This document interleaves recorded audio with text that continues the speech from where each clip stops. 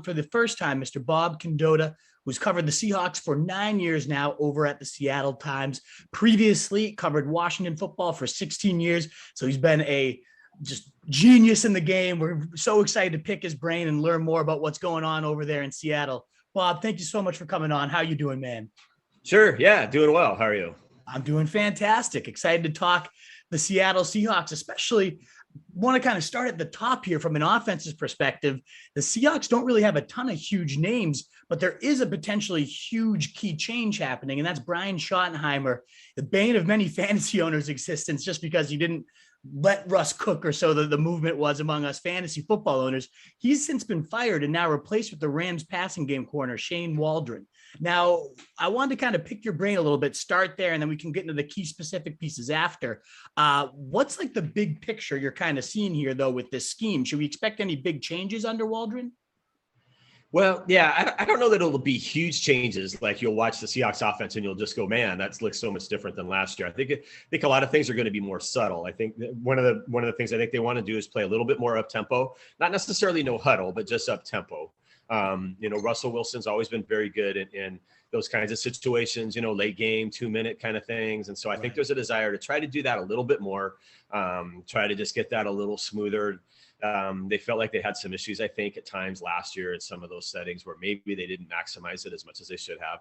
And then Waldron comes from the obviously the huge attraction for getting him is that he comes from that Sean McVay offense, which features a lot of pre-snap motion and, a lot of trying to just disguise things at the line of scrimmage, lining up in a lot of different formations, running the same plays out of different formations and different looks and things like that, just kind of trying to create that element of disguise a little bit. And I think those are things that maybe they felt they needed to do a little bit more, do a little bit better than they had done in the past. There's been a lot of talk too about just doing more things that get the ball out of Russ's hands a little bit more quickly, shorter passes and things like that. They tried to do that. I would defend Brian Schottenheimer on this. I think they tried to do that last year. I don't think it was like he never thought about that. He's smarter than that.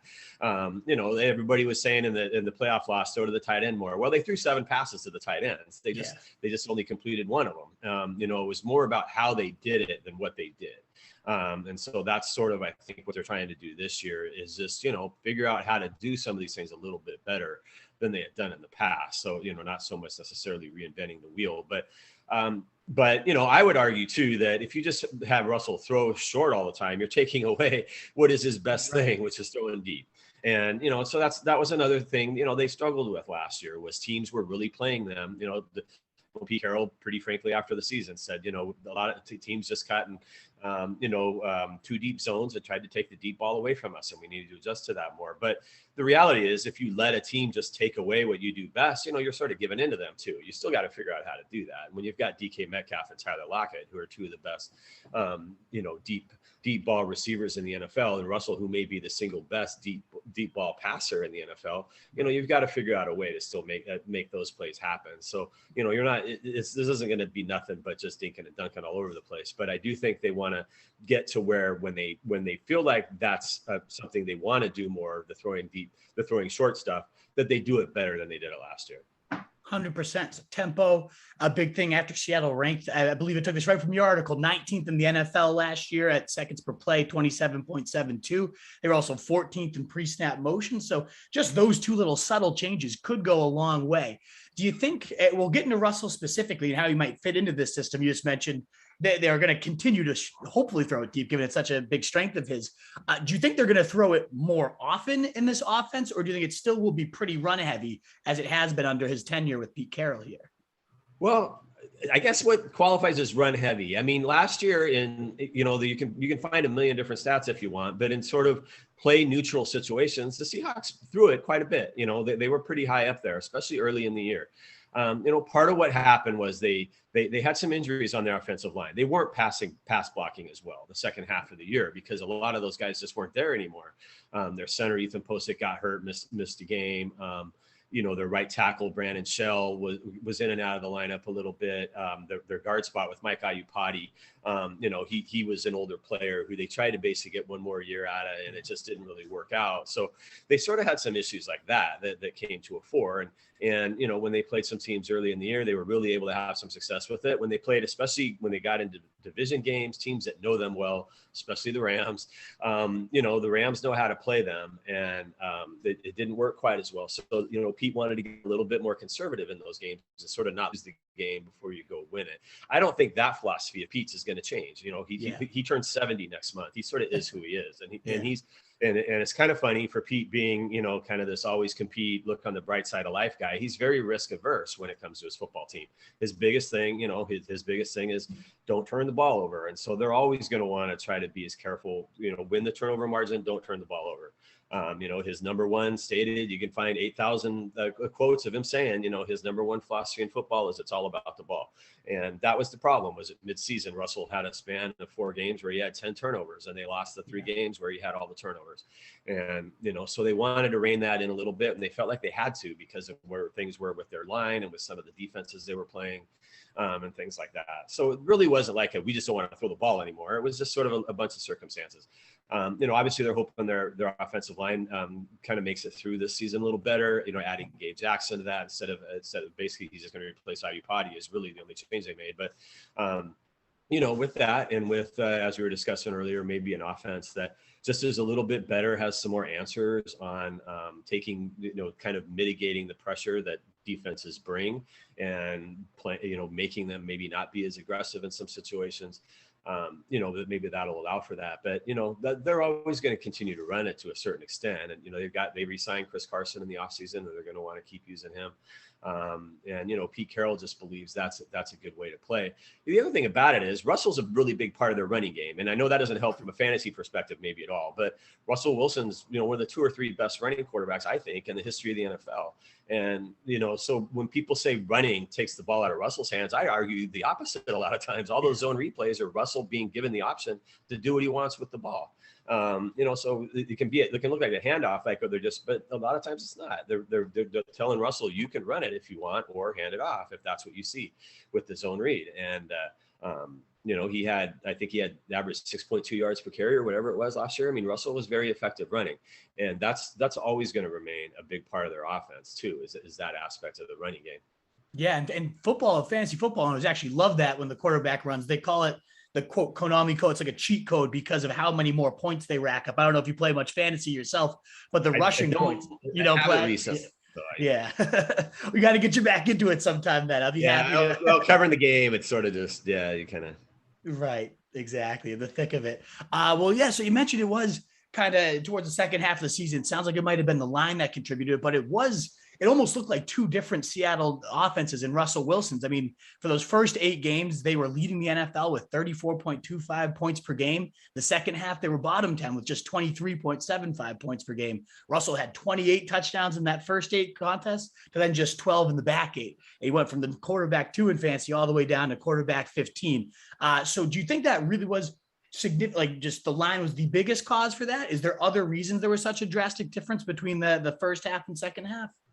Well, the part of it was, so they played the Rams, twice, and then 3 times if you include the playoffs and in the final 9 games. And so the Rams, just going back to, the Rams have been the biggest thorn in Seattle's side from a defensive standpoint ever since Russell got there in 2012. I mean, you can go look at Russell's stats. He has had a lot of bad games against the Rams. They just, with Aaron Donald and that line, it's just always been a really tough matchup for them. Then they played the Cardinals in there. They played the 49ers. The division opponents just, I think know how to play them a little bit better.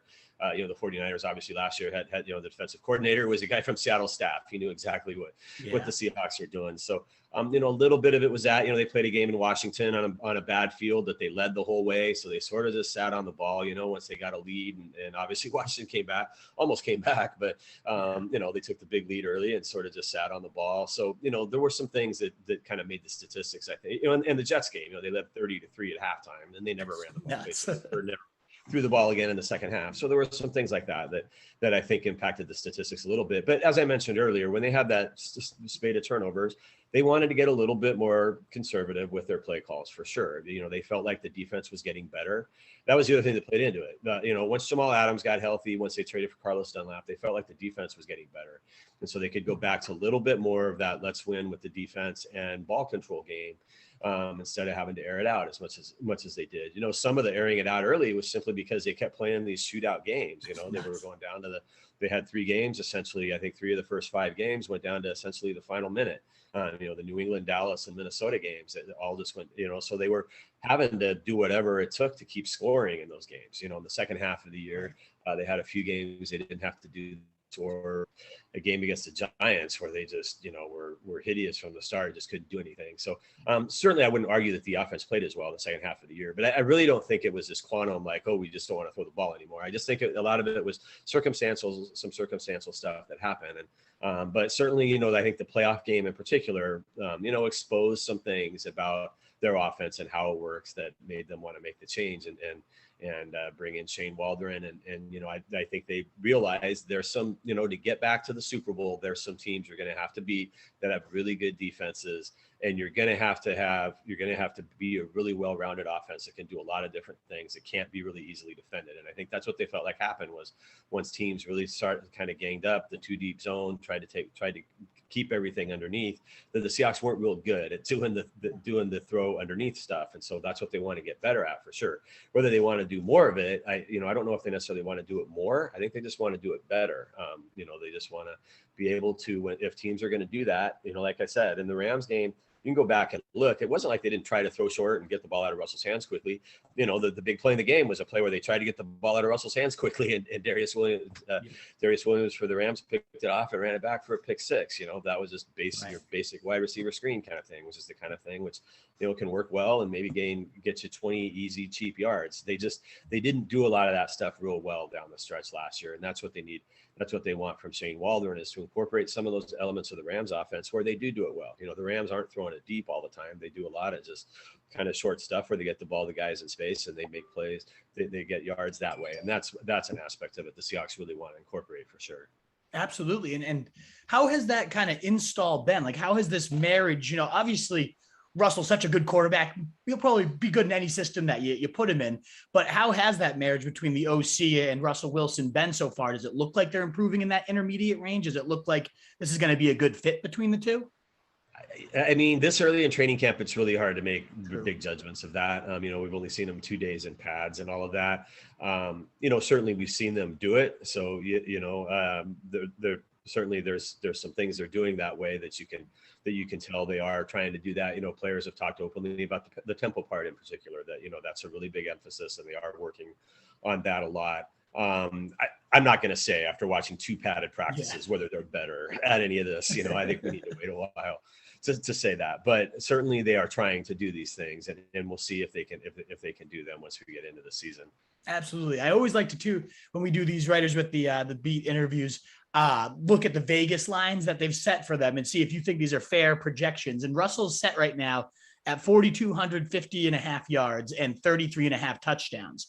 Do you think those are reasonable? Do you think he hits the overs or the unders on those? Yeah, the touchdowns. I mean, and again, it's funny because for all the talk about their offense last year, Russell set a franchise record career high with 40 touchdowns. They set a franchise record for points in a season without getting a single defensive or special teams touchdown for the first time in their history. So, they did score a lot of points, but they just didn't do it at the right times down the stretch, especially in the playoff game, essentially. I would take the over on the touchdowns. I think it's reasonable to think he's got a chance to, he's bettered that mark a few times here. I don't have his numbers right in front of me. I can't remember exactly off the top of my head, but he's definitely hit, above that number, I think at least 3 times in his career, including last year with 40. The 4250 is a little, that would be right at about the cusp of what I would think. So that's a well set line for sure. I probably take the under on that. Again, the way Pete Carroll envisions this is it's an offense that, you throw to get into the end zone, but you might run to get down there kind of thing. I don't know that, I think ideally they wouldn't throw it that much for the yards. they would do some things to set up some things, but for sure the big plays in the passing game to get the touchdown. So I would probably take the over on the touchdowns, but the under on the yards. I like it. Yeah. And I just looked it up. He's been over that touchdown mark in 3 of the last 4 seasons.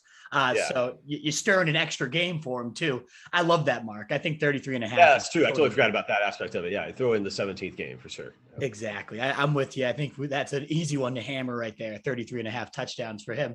Well, one person I'm very intrigued to see how he will fit in a more intermediate, more run after the catch type of scheme is DK Metcalf, because for so much of it's an early career, but a lot of his route tree seems to be just go get the ball. And they maximize this insane physical specimen that they have. But it might be intriguing to see how he could fare in this intermediate game that Waldron's putting in. I know, like you said, it's only a couple days in camp, so it's tough to make any sweeping judgments over it. But do you think this is something that could benefit DK? And how do you see his usage maybe growing or being different within this scheme? Yeah, those are great questions. I don't know that I can specifically answer them yet without really seeing anything, but for sure, that's where I go back to, though. I think you're giving in if you just say we're going to do nothing but throw it short to DK, because he's so good at getting open deep. I think you have to do that a lot. Right. So I don't know that they're going to change DK's role a ton. I think I think the throwing the ball shorter and all of that is you do it more to the other guys, Tyler Lockett, whoever emerges as the third receiver. They drafted Dwayne Eskridge. I think they really drafted him with that in mind. I think they view him as a guy who could really be a guy that you're getting the ball to in space quite a bit. But I think DK is going to remain their number one deep threat target. And I think he should, again, that's what he's really good at. And I think he's one of the best in the NFL at that. So I don't know that I see his role changing a ton in that. Maybe they do try to get him a few more targets that way. Again, that key play in the playoff game, they were trying. That was a pass to DK. They got picked off there. So they do need to do those things better, for sure. I don't know but again, I don't know that they're just going to take that out of, say DK, don't do anything, don't run any routes longer than 10 yards or anything like that. I think he's still going to be a guy that they really feature in the deep passing game. Yeah, as they should. I'm totally in agreement with you. He is, if not the best, top 3 at getting deep, burning the defense. That size and speed is just unfair. And they've set his line at 1,255.5 yards and 9 TDs. For reference, he had 1,303 yards and 10 TDs last year. Do you think it's just going to be more of the same statistics and he hits those overs, or do you think this offense might not allow him to flourish and hit those numbers quite as high? Yeah, that was a lot of yards last year, despite everything. I know everybody thinks he could get more, but that too set a franchise record. And that's still a lot of yards. And if they are able to add Eskridge and Gerald Everett, they signed Gerald Everett. They expect him to be a really big part of things. That was something they did struggle with last year, was their tight ends, no doubt about it. They had signed Greg Olsen. They expected him to be a much bigger factor in the offense than he turned out to be. And that was one of the things that defenses figured out as the year went on, was like Seattle's not doing real well throwing the ball, with their tight ends. And they expect this year Gerald Everett to be a bigger factor in that. I think they expect Will Dissly to get back to where he was at the beginning of the 2019 season. I think his injuries last year impacted him a lot more than was sort of led on at the time. And so I think it was hard for him to get right back to where he had been. But if you do that, if you're spreading the ball out around more guys, I don't know that DK's numbers are necessarily going to increase. So I probably would be hesitant to bet too many overs on DK, just because I think if this offense is working well, it's not going to be as dependent on one guy to carry everything. That makes total sense. Another guy that did shoulder a lot of the load last year was Tyler Lockett. And that was a bit of a roller coaster for fantasy owners last year. He did set a career high in receptions, 100. He had a career high in targets with 110. And his fantasy points looked solid as the wide receiver 265 fantasy points there, finishing just behind DK. So both of their final numbers were good. It was just a bit up and down throughout the year. He was pretty boom or bust because he had 4 top 12 games, including like a 33-point effort, a 50-point game on that crazy Arizona contest on Sunday night. It was wild. But then he also had 7 games under 10 fantasy points. It kind of just ruined your week for you for a lot of owners outside the top 36 receivers. Do you think he finds a little more stability in this offense, or is it still going to be kind of that boom bust nature to his weeks? Yeah, I would be surprised if it's quite as boom or bust as last year. I don't think that's really been Lockett's nature previous to last year. And you're right. The one Arizona game, was the one where Patrick Peterson just sort of took Metcalf out of the game. Right. And so the Seahawks, again, people get on coaches for why do you do things, but in that game, it made sense to not throw it to the guy who's not. So DK Metcalf wasn't open that game. Patrick Peterson had him well covered. So you throw it to Lockett because he was getting open. And, so that's what they did. And so it wasn't necessarily like a game plan thing going into it where they necessarily were like, yeah, this is how it's going to go. It just sort of, evolved a little bit as the game went on, especially once they saw that Peterson was following Metcalf around, which he's had some success doing in the couple of years that DK's been in the NFL. So that really played into that game for sure. So I think ideally, if this offense is working the way they want it to, the ball is going to be spread around pretty evenly to everybody every game. And so I don't know that they're going to want to have it be quite that way where it's one or two guys carrying it quite as much. So I would expect Lockett's numbers to probably even out and be a little more consistent this year than they were last year. Gotcha. Steadying out a bit. Hopefully that would be the goal there, because his final stats had 1,054 yards, 10 TDs, solid stats that just came in such bunches or nothing for a while. Considering those final stats, his line right now is 1,000.5 yards and 7.5 TDs. Do you feel any better about that than the DK line? Like, is that something you might entertain as an over, or is that still, pushing the line because they spread it out so much? Yeah, I don't know if I'd take the yards. I don't know if I'd go over the 17th game, I guess, is obviously a thing here to consider. True. So I keep just having in my head what he's done in the past. Maybe with the 17th game, you could think that. I would take the over on the touchdowns, though. I think, again, if this offense is working the way they hope it to, I think Tyler Lockett would be a guy who would score, that's less than one touchdown every 2 games at 7.5. So I would probably go ahead if I really had to bet that one and take the over. Gotcha. Absolutely. And you mentioned Eskridge, the rookie coming in. I know he's been a little bit banged up so far, so I don't know if you've had a chance to really get a look at what he can do and how he's shaping up in this offense. But last year, it really was just those two horses, DK and Tyler. Moore was next with only 47 looks. Assuming Eskridge does get healthy and he fits, do you think that's about the right workload there, around 50 looks? Do you think there's room for more? Is there anybody else stepping up? What are your thoughts on that third receiver situation? Yeah, we haven't seen him at all. So to be honest, he's been on the PUP list. He's had a toe injury. We really didn't see him in the offseason program either.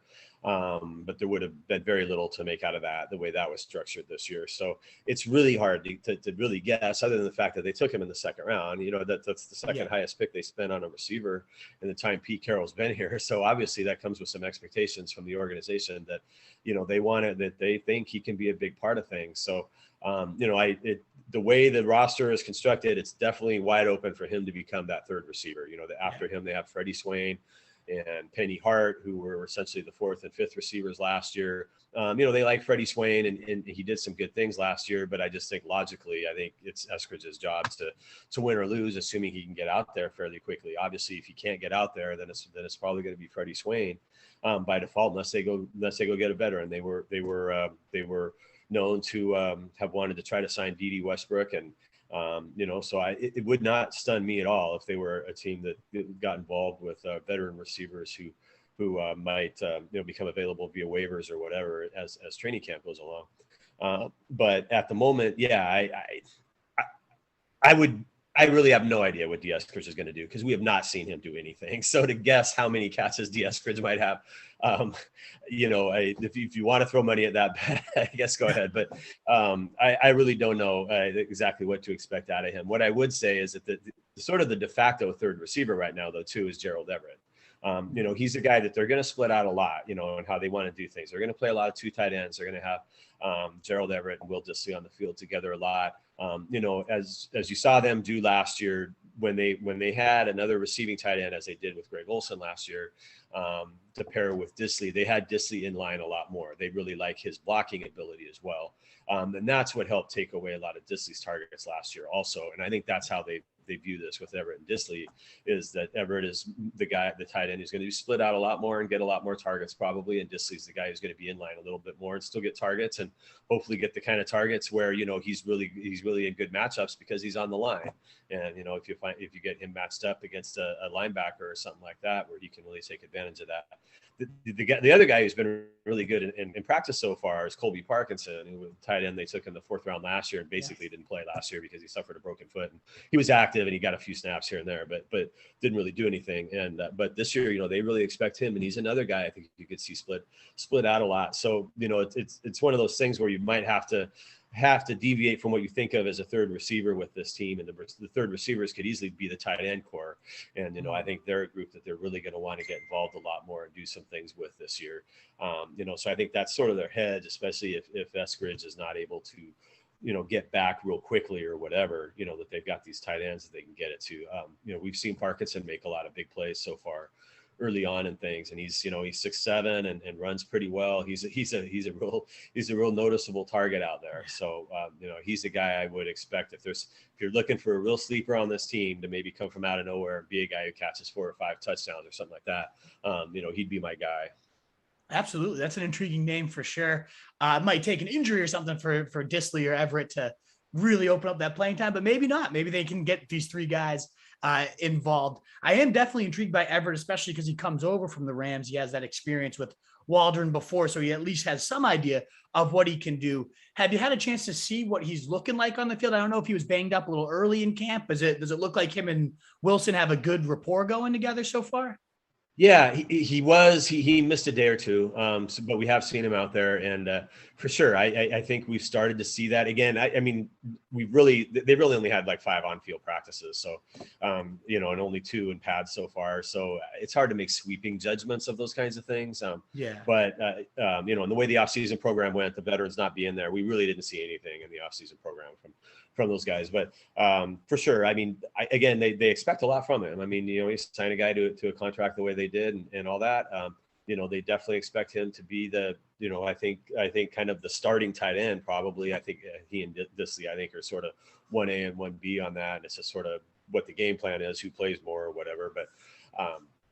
But I think for sure, I think they, you know, the numbers he had last year, I think they would hope he would improve on those this year, and that he could be a guy, you know, maybe he can make 50 catches or something like that. You know, go back to look at like when Jimmy Graham was here, the kind of numbers he put up as a tight end, which I know weren't maybe what everybody thought they would be, but they were still not bad. You know, I think if they could get back to that kind of production out of a tight end, you know, I think that's what they'd like. And I think maybe Everett can get close to that. So, you know, for sure, the fact that he has been in a really similar offense, at least with Waldron, and, you know, has that familiarity, should allow him to hit the ground running, you know, maybe much more quickly than a you know, a guy who's coming to a new team. Absolutely. And those Jimmy Graham days too. Wilson loved peppering him in the red zone. I think he had 10 touchdowns one year, 6 the year before. He was leading the NFL in red zone targets that 2017 at one point, maybe even finished the season at the top inside the 5, if I'm not mistaken. So hopefully that type of role, fantasy, you know, the touchdowns are what we always go for. He's a pretty big boy. So that could work out really well if he does put up those Jimmy Graham numbers. For sure. Well, that kind of covers all the receiving weapons. Would love to pick your brain just real quick on the running game as well. Considering the Rams have been so prolific in the run game since McVay arrived there, they've been top 10 in rush touchdowns all 4 years he's there. They've been top 10 in yards and attempts in 3 of his 4 seasons. So it definitely is a big staple of this offense. They always talk about marrying that run and pass game. McVay does, and Todd Gurley had insane fantasy seasons for a couple of years in that system. Do you think it's going to be the same exact type of run game that Waldron's going to implement that he brought over from the Rams? And how do you think Carson fares in it? Well, like I say, what'll be really different is they'll keep the zone read aspect of it. I don't think the Rams did that a whole lot. I don't think they were asking Jared. I don't think they wanted Jared Goff in too many situations where he was going to run it. The Seahawks will do that with Russell and find ways to they really like to do that a lot early. And I know that's another thing that drives fans crazy sometimes. Why do you start out running the ball? But part of it is, I know they've always felt like we want to establish the idea in opponents that Russell could take off running at any time, and that's something you're going to have to account for defensively, and they feel like that opens things up. And that's why a lot of times you see them early on, they do call the zone reads to try to just remind that defensive end over there that if you don't account for Russell, if you don't stay over there and you're guarding that edge, Russell's just going to keep the ball and run around it, and he can do this whenever he wants. And so that will remain a key part of their offense. Shane Waldron is not going to get rid of that. So that'll be what would look different about the offense, the running part of the offense from the Rams part of it. And Chris Carson's a really good, he's really good at that, just like Marshawn Lynch was. There's a little bit of an art to the zone read and being able to read exactly, what you do when the quarterback hands you the ball, when maybe you don't know for sure the quarterback's going to hand you the ball. Chris Carson is really good at that. So I think that will remain a staple of the running game. I'm sure there will be some subtle differences to how they do some of the rest of it, but I think the basic zone aspect of their run game, that's always been a big part of their running game in general. I think they'll keep a lot of that stuff. I think that's just something Pete really likes. Mike Solari, who's the offensive line coach, was retained. And that's a big part of what he does as well. And so I think they'll continue to keep much of that. I don't know that the running game will look a ton different, really. But what might look different though is getting the running backs involved in the passing game a little bit more. I think that's something that McVay and the Rams have always really liked to do, and I think that's something that they'll try to do. Chris Carson is a good receiver. Rashaad Penny, before he got hurt a couple years ago, was starting to make some big plays in the passing game, and I think they think he's got that kind of ability too. And their other running backs are guys. The two guys they drafted in the last couple of years, both DJ Dallas and Travis Homer, are guys they also felt that Dallas played receiver for a little while in college. So have always been guys they felt like could be really good kind of receivers, running backs who can receive, make plays out of the backfield kind of thing. So I think that's a part when you talk about the short passing game and stuff like that, the involvement of the running backs in that as receivers is something that you might see more of.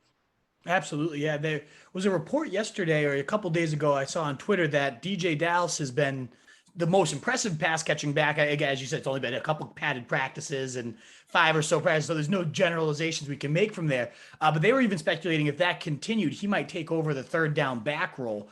Do you think that is a possibility? Because that would definitely cap a little bit of Carson's fantasy upside if you take away those receiving chances. Well, Carson's always come. I don't think that would change Carson's role at all. I mean, he's never been the third down back. The Seahawks have always had a really clear delineation there, and whoever their main back, if it was Marshawn Lynch or when it became Chris Carson, generally they come off the field on third down. And I don't think that's been any different really. So I don't know that would change. They've always wanted to have that, for all the years when it was Marshawn, they had Robert Turbin in that role, and it was pretty clearly defined, and you generally saw Turbin come on the field and in those situations. And that's the role they've envisioned. Like I say, Dallas, went and played receiver for a little while in high school, had that background, or in college. I think that was his initial position at Miami. So when they drafted him, they were pretty open about that they felt that's what he could be. Really, there are only two sort of guys who, for the third down back role, are him and Homer, and Travis Homer's on the PUP list right now with no real clear ETA when he's going to be back. Mm-hmm. So at the moment, it would be Dallas. If the season started today, that would be his role, I think. They wanted to really hand that role to him last year. He really struggled in pass blocking. That really caught, that was a big factor in the loss at Arizona. There were some plays down the stretch that Dallas had to play in that game, when kind of had to play most of it at the end when they had some injuries there. And he's got to get a little bit better at that part, I think, before they fully trust him in that role. But I think, I would think in year 2, he can pick up on that a lot better. And if he does, I think he could easily have that role. Certainly it's an interesting running back core that way. I think, because the other guy who could fit into that is Penny. I think they'll try to get Rashaad Penny on the field quite a bit, as long as he proves he's healthy. And I think they think he could do a lot of the third down 2-minute kind of stuff too. So I think that's a little bit open, but I do think if the season started today, it would probably be DJ Dallas, because I think he sort of fits the overall profile of what they like out of that position the best. Very intriguing. Yeah, Penny was the last guy I wanted to ask about in the backfield. We've seen Carson deal with injuries throughout all of his professional seasons so far. So the backup running back has been a good streaming fill-in quite often for fantasy owners. Would you think that would be Penny? Would he be the immediate like next early down and potentially, as you mentioned, some receiving work as well? Will that be Penny in 2021? And how's he kind of looking so far? Is he healthy? Yeah, he's been healthy so far. Yeah, he's been out there and been able to do everything. So for sure. Yeah, I think as of today, he would be the other guy there. You know, they re-signed Alex Collins, and and they like him as well. I think right now, if they kept four running backs with Homer being hurt, I think it's just pretty clear it'd be Carson, Penny, Collins, and DJ Dallas, that's who you'd go with, and you'd find roles for all those guys. But especially, I think Rashaad Penny is obviously always going to be a controversial pick and everything, but if you really go back and look at his numbers, he's had a real propensity for big plays, and he had probably his two best games before with the Seahawks before he got hurt in 2019. He basically had the key play that got him a win at Philadelphia. He had a really big play that helped him clinch the win early that year at Pittsburgh. He had played really well in that game against Minnesota. So they definitely they like that sort of change of pace aspect to it. And again, you mentioned 17 games. That's the thing with 17 games now is running backs. You're going to have to spread out carries to get running backs through 17 games. But then especially if you think if your goal is to get into the playoffs and you got to win 3 more games there, if you got to play 20 football games this year to achieve your goal, that's what the Seahawks are shooting for, is the Super Bowl. You can't just hand Chris Carson the ball 25 times from week 1 and expect he's going to be just as good in February. So for sure, you've got to have guys that you're spreading things out to, and they definitely envision Penny as a guy that they'll be able to do that with. So the Seahawks have always done it a little bit more by series, so that they kind of give guys series. So if they start off the game, Chris Carson would be the guy for series 1, series 2. Maybe if they get into third down situations, he comes off the field on third down. Then maybe series 3 goes to whoever the kind of the backup complimentary back is in that day. That's sort of been often how they've done it. So Carson ends up with maybe 2/3 of the snaps in a game. And the rest of the backs kind of maybe split, 35 to 40% of the snaps kind of thing, depending on how often you get 2 backs out there. I would envision that would be what they have in mind, is kind of how to do it again this year as well. Awesome stuff, Penny. Very intriguing. He goes into the last round or 2, if at all, in fantasy drafts. Sounds like an intriguing sleeper just for the handcuff, we call it, upside if something happens to Carson, but also if he's out there for 30-ish% of the snaps anyways within this offense, the big play propensity that he has could have his own value even if nothing happens to Carson. So very intriguing there. Well, Bob, this has been incredible. I really, really appreciate all your insight and depth on these answers. We typically wrap up these interviews with 10 very rapid fire, like first name that comes to mind questions. You have a couple minutes just to run through the no huddle offense, we call it? Sure. Yeah. All righty. I really appreciate it. Who do you think's the team's leading rusher and how many yards does he have? I think it'll be Chris Carson. There's no reason to think it won't. I think he'll get over 1,000. I think he'll get back to that, especially with the 17th game, assuming he stays healthy. I always hate to predict injuries, I guess. So, obviously he missed 4 games last year, and that's what held his numbers down. But, if he can play at least 15 or 16 games, I think he'd get over 1,000 yards. Leading receiver and how many yards? I think it'll be DK Metcalf. Maybe just under a little bit what he did last year, so maybe in the 1,200 range. Who do you think's the biggest disappointment on offense for this team? Oh boy. Just given how things are going right now, maybe Eskridge, just the fact that he hasn't been able to get out there at all yet. I certainly would, right now, I would temper expectations for what to expect out of him until we just physically see him on the field. Who do you think is going to be the team's kind of biggest surprise or breakout player this year? Colby Parkinson. I think if you're really looking for a sleeper, a guy that, maybe your average fan just doesn't know much about, if he stays healthy and if he can keep doing what he's doing, and, they use 3 tight ends a lot. Last year they Jacob Hollister was essentially their 3rd tight end, and they were throwing it to him quite a bit. I think he got 5 targets in the playoff game. They can find ways to do that for sure. So, not necessarily a tight end 1 or something from a fantasy standpoint, but I think definitely a guy who could make some plays out there. What about the Seahawks' biggest strength as a team is blank? I think it's still Russell Wilson. I just think quarterbacks are so important to everything. And I think if you've got an elite top 5 quarterback, I think that puts you way ahead of the game of every other team in the NFL. And I think the Seahawks still have that. And what do you consider their biggest team weakness right now? There's some, cornerback is really the position where you look at it and you just don't know for sure who it's going to be. And, while they have a number of guys who've played some games and have done some things, and you can point to why you can be optimistic if it's DJ Reed or Trey Flowers or Akilla Witherspoon. Certainly you can play devil's advocate on all those guys as well and be like, some of them haven't played that much or haven't been able to stay healthy or whatever. It's just different from a Seahawk perspective. When just for so many years, you knew for sure who the corners were going to be, and you knew they were probably going to be two of the better corners in the NFL. And right now, it's still a completely, it's still a pretty wide open position for them. What do you think their record's going to be this year? I'd probably go about 12-5 or so. I mean, I think, they won 12. It's funny. Every interview I do always seems to have all these negative things about what they did last year, and they won 12 games. Right.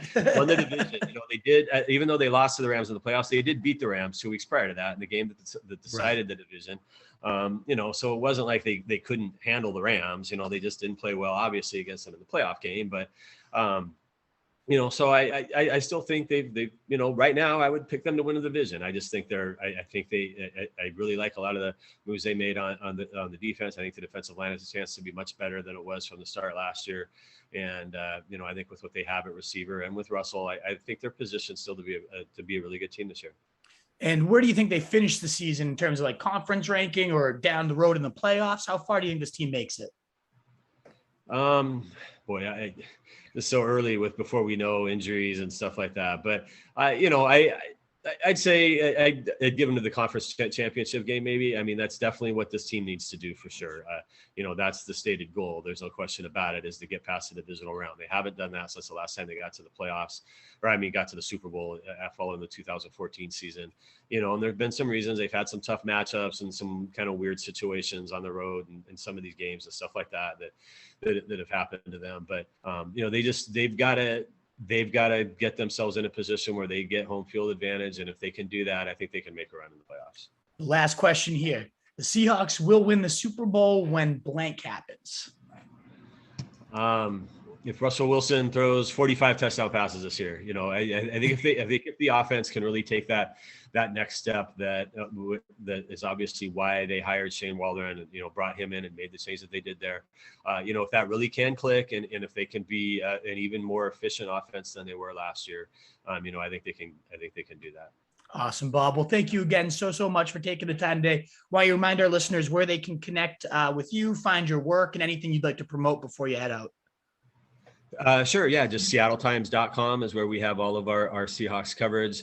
And you can find me on Twitter at B Condotta. That's BCONDOTTA. Adam Jude also helps cover the Seahawks for us. You can find him at A Jude on Twitter. But all of his work is at Seattle Times as well. So if you just go to the Seattle Times and our Seahawks page, we have 2 or 3 stories there every day about the Seahawks.